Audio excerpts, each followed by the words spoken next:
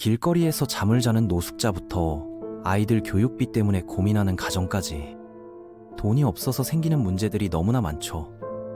그런데 왜 정부는 화폐를 마구 찍어내서 이런 문제들을 해결하지 않는 걸까요?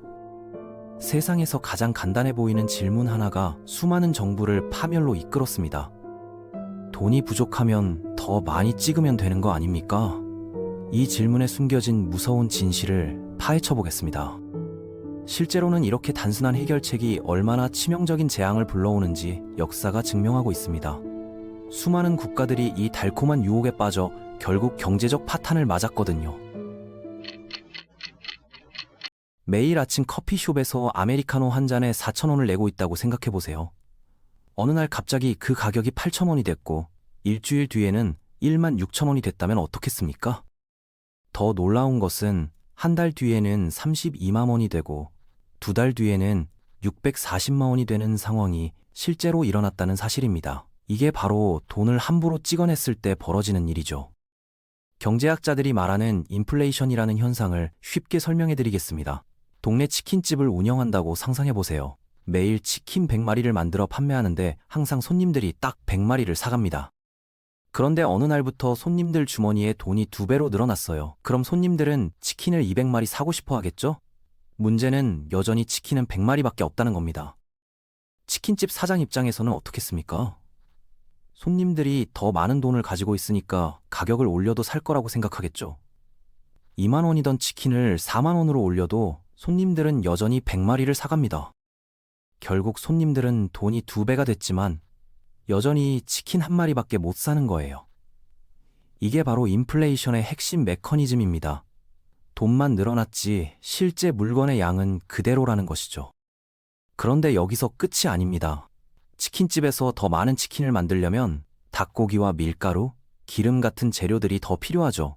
모든 치킨집들이 동시에 재료를 더 많이 사려고 하면 재료 가격도 덩달아 오르게 됩니다. 닭을 기르는 농장에서는 사료가 더 필요하고 밀을 키우는 농부들은 더 많은 땅이 필요하죠. 하지만 땅은 한정되어 있고 닭도 하루아침에 키울 수 없으니까 결국 모든 가격이 계속 오르게 되는 겁니다. 이런 현상이 전체 경제에 퍼지면 어떻게 될까요?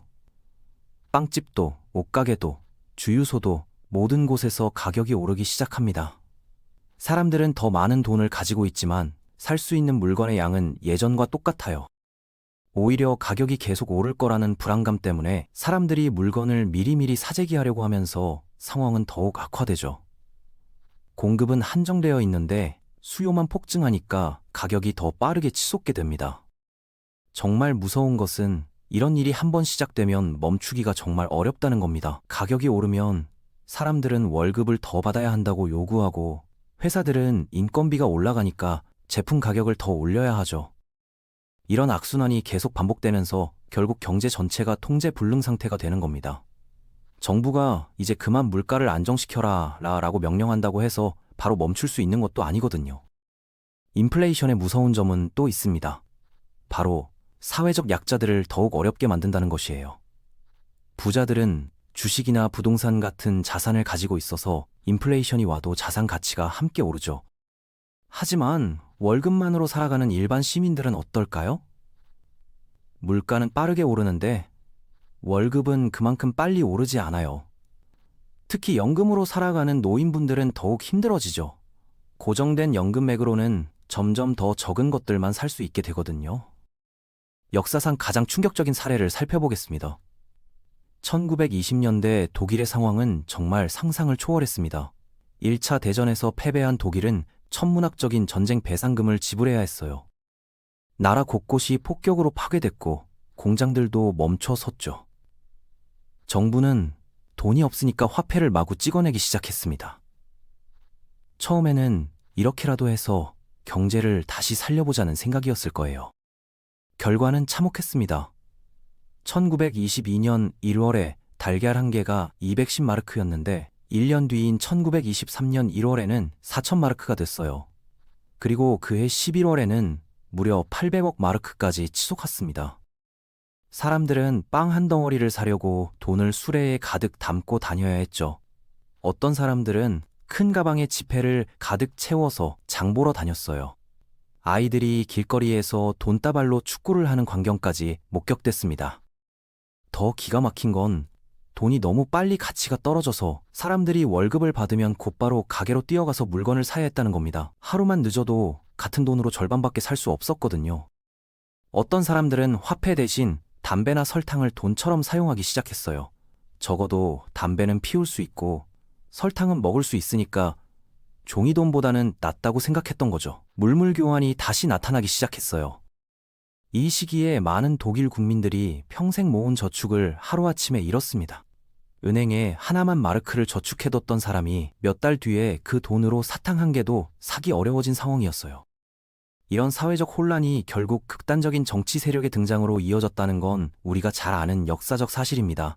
절망에 빠진 국민들이 극단적인 해결책을 제시하는 세력에게 표를 준 거죠. 또 다른 충격적인 사례가 바로 아프리카의 짐바브웨입니다. 한때 아프리카의 식량 창고라고 불릴 만큼 농업이 발달했던 이 나라는 2000년대 들어 완전히 다른 모습이 됐어요. 정부가 토지 재분배 정책을 급격하게 추진하면서 농업 생산량이 급감했습니다. 경험이 풍부한 농부들이 떠나고 농지가 제대로 관리되지 않으면서 국가 전체의 식량 생산이 무너졌어요. 로버트 무가베 정부는 경제 위기를 해결한답시고 화폐를 마구 찍어내기 시작했어요. 농업이 회복될 때까지만 임시로 이렇게 하자는 생각이었을지도 모르지만 결과는 정말 참혹했습니다. 2008년 짐바브웨의 연간 인플레이션율은 89조 7천억 %에 달했습니다. 이게 얼마나 큰 숫자인지 감이 안 오시죠? 간단히 말해서 달걀 한 개 가격이 하루 사이에 2배로 오르고 다음 날에는 또 2배로 오르는 상황이었어요. 짐바브웨에서는 100조 달짜리 지폐까지 발행됐어요.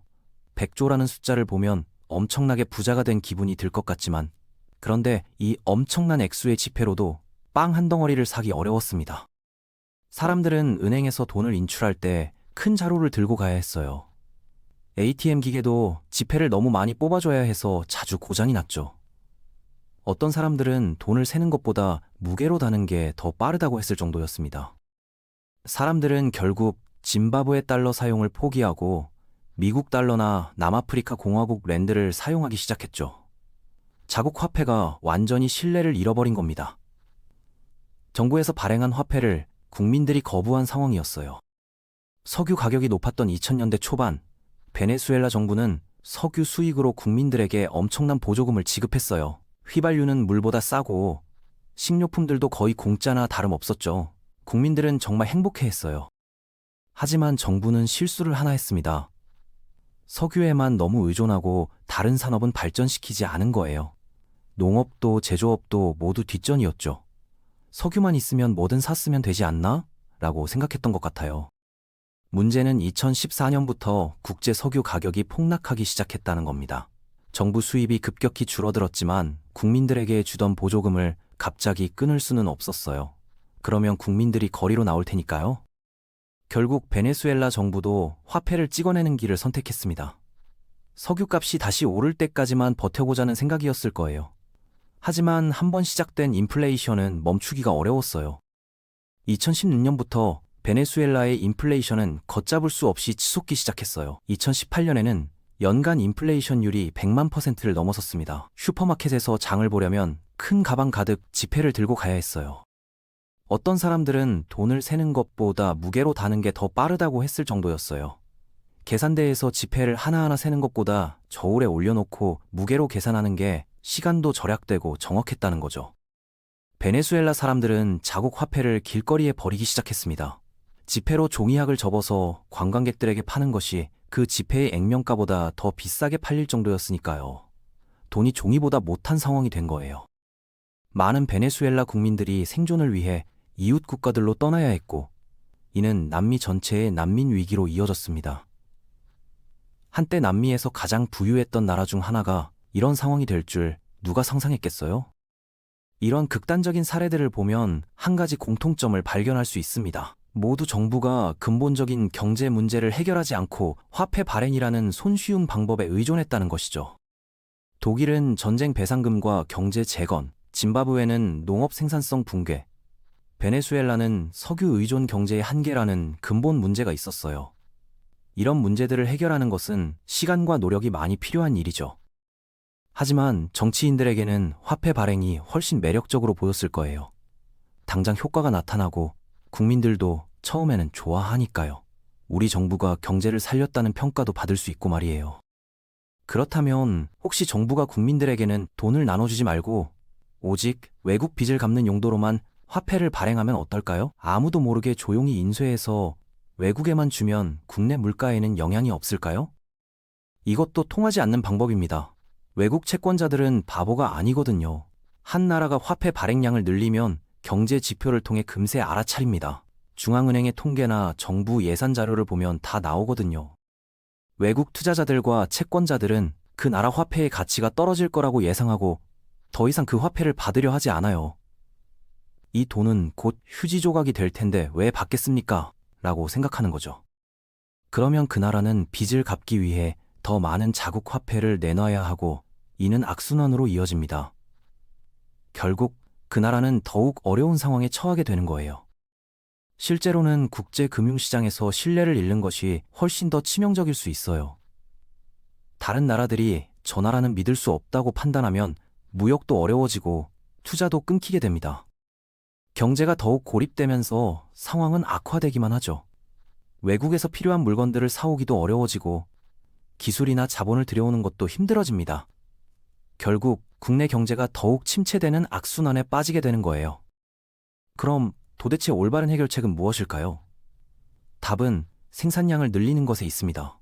돈을 더 찍는 게 아니라 실제로 사람들이 필요로 하는 물건과 서비스를 더 많이 만들어내는 거예요. 치킨 예시로 돌아가면 치킨 100마리밖에 없는 상황에서 돈만 2배로 늘리면 가격만 오르겠지만 치킨을 200마리 만들 수 있다면 가격은 안정될 수 있겠죠. 이게 진짜 해결책입니다. 정부가 해야 할 일은 기업들이 더 많은 제품을 만들 수 있도록 도와주는 겁니다. 교육에 투자해서 숙련된 노동자를 많이 양성하고 도로와 항만 같은 인프라를 잘 구축해서 물건을 빠르고 싸게 운송할 수 있게 하는 것이죠. 또한 새로운 기술 개발을 지원해서 더 효율적으로 생산할 수 있는 방법을 찾도록 도와야 합니다. 연구 개발에 투자하고 창업을 활성화하고 규제를 개선해서 기업들이 마음껏 활동할 수 있는 환경을 만들어야 해요. 기업들이 생산량을 늘리면 더 많은 사람을 고용하게 되고 일자리가 늘어나면 사람들이 정당하게 돈을 벌 수 있게 되죠. 이렇게 번 돈은 정부에서 그냥 나눠준 돈과는 성격이 다릅니다. 열심히 일해서 번 돈이니까 함부로 쓰지 않고 신중하게 소비하게 되거든요. 또한 일을 해서 돈을 버는 사람들이 늘어나면 세금 수입도 늘어나서 정부 재정도 건전해집니다. 한국과 일본이 좋은 사례입니다. 두 나라 모두 1960년대까지만 해도 가난한 나라였어요. 한국은 1인당 국민소득이 100달러도 안 됐고 일본도 2차 대전 후 폐허가 된 상태였죠. 하지만 정부가 교육에 집중 투자하고 기업들의 기술 개발을 적극 지원했습니다. 또한 수출 산업을 키워서 해외에서 돈을 벌어올 수 있는 구조를 만들었죠. 단순히 화폐를 찍어내는 것이 아니라 진짜 경쟁력을 키운 거예요. 한국의 경우 1960년대에는 1인당 국민소득이 100달러도 안 됐지만 50년 만에 선진국 대열에 합류할 수 있었습니다. 이는 화폐를 마구 찍어낸 결과가 아니라 실제 생산 능력을 키운 결과였어요. 반도체, 자동차, 조선, 철강 같은 산업에서 세계적인 경쟁력을 갖추면서 진짜 부를 창출할 수 있게 된 거죠. 외국에서도 한국 제품을 사고 싶어 하니까 달러를 벌어들일 수 있었고 이런 선순환이 계속됐어요. 싱가포르도 마찬가지입니다. 천연자원이 거의 없는 작은 도시국가였지만 교육과 기술에 투자하고 국제금융허브로 발전하면서 세계에서 가장 부유한 나라 중 하나가 됐어요. 이런 나라들의 공통점은 단기적인 인기몰이보다는 장기적인 경쟁력 구축에 집중했다는 것입니다. 정치인들도 당장의 표를 얻기보다는 나라의 미래를 생각하고 어려운 결정을 내렸던 거죠. 물론 이런 방법은 시간이 오래 걸립니다. 교육의 효과가 나타나려면 최소 10년은 걸리고 새로운 산업이 자리 잡으려면 20년 이상이 필요할 수도 있어요. 정치인 입장에서는 자신의 임기 중에 성과를 보기 어려울 수 있죠. 하지만 화폐 발행으로 인한 인플레이션의 고통은 몇 년, 심지어 몇십 년간 지속될 수 있다는 점을 생각하면 올바른 길을 가는 것이 결국에는 더 현명한 선택이죠. 정부 입장에서는 화폐 발행이 훨씬 매력적으로 보일 수 있어요. 당장 돈이 생기니까 국민들에게 혜택을 줄 수 있고 다음 선거에서 표를 얻는 데도 도움이 되죠. 언론에서도 정부가 경제를 살렸다고 칭찬해 줄 거고요. 반면 교육이나 인프라 투자는 효과가 나타나기까지 시간이 오래 걸려서 정치적으로는 손해일 수 있어요. 투자한 정치인은 은퇴하고 나서야 그 효과가 나타나니까 정치적 이득을 보기 어렵죠. 하지만 역사는 분명하게 보여주고 있습니다. 단기적인 정치적 이득을 위해 화폐를 남발한 나라들은 결국 더 큰 고통을 겪게 된다는 것을요. 반대로 어려움을 참고 올바른 길을 선택한 나라들은 지속 가능한 발전을 이룰 수 있었습니다. 특히 중요한 것은 국민들의 의식도 바뀌어야 한다는 점입니다. 정부가 우리에게 돈을 나눠줬으면 좋겠다는 생각보다는 정부가 우리가 더 많이 벌 수 있는 환경을 만들어줬으면 좋겠다는 생각을 해야 해요. 단기적인 혜택에 현혹되지 말고 장기적인 관점에서 정책을 평가할 수 있는 현명함이 필요합니다. 공짜로 주는 돈보다는 일자리를 만들어주는 정책이 훨씬 더 가치 있다는 걸 알아야 해요. 마지막으로 우리가 기억해야 할 중요한 사실이 하나 있습니다. 경제 문제에는 마법 같은 해결책이 없다는 것이에요. 돈을 더 찍으면 모든 문제가 해결될 것이라는 생각은 달콤한 유혹이지만 결국에는 더 큰 재앙으로 이어집니다. 진짜 해결책은 항상 더 어렵고 시간이 오래 걸리지만 그것만이 지속 가능한 번영으로 가는 유일한 길입니다. 역사상 화폐 발행으로 문제를 해결한 나라는 단 한 곳도 없다는 사실을 기억해야 해요. 오늘 내용이 도움이 되었다면 구독과 좋아요로 응원해주세요. 여러분의 클릭이 더 좋은 콘텐츠를 만드는데 큰 힘이 됩니다.